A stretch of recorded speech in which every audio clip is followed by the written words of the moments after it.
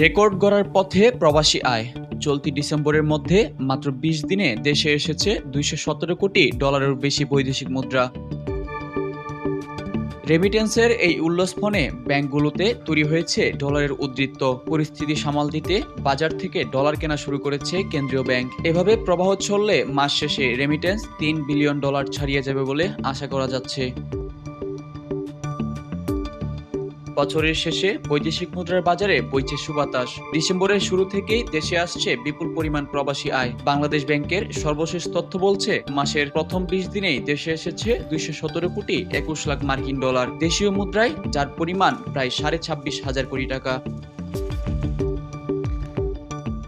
গত বছরের এই সময়ে রেমিটেন্স এসেছিল $১৯৮ কোটি ৩০ লাখ।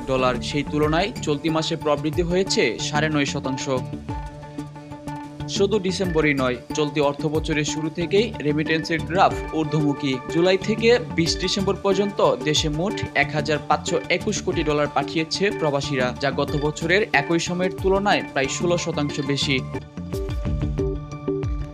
প্রবাসী আয়ের এই জোয়ারে দেশের ব্যাংকগুলোতে এখন ডলারের ছড়াছড়ি। পরিস্থিতি নিয়ন্ত্রণ রাখতে এবং মুদ্রাবাজার স্থিতিশীল রাখতে আজ ৪টি বাণিজ্যিক ব্যাংক থেকে $৬ কোটি কিনেছে Bangladesh bank. Multiple price action পদ্ধতিতে প্রতি ডলার ১২২ টাকা ৩০ পয়সা দরে এই ডলার কেনা হয়। এর ফলে চলতি অর্থবছরে কেন্দ্রীয় ব্যাংকের মোট ডলার ক্রয়ের পরিমাণ দাঁড়িয়েছে $২.৯৩ বিলিয়ন।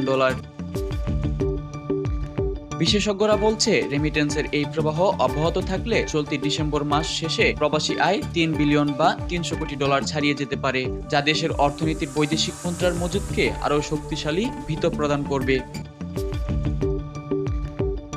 উল্লেখ্য, সদ্য সমাপ্ত নভেম্বর মাসেও রেকর্ড $২৮৮ কোটি ৯৫ লাখ পাঠিয়েছিলেন রেমিটেন্স যোদ্ধারা।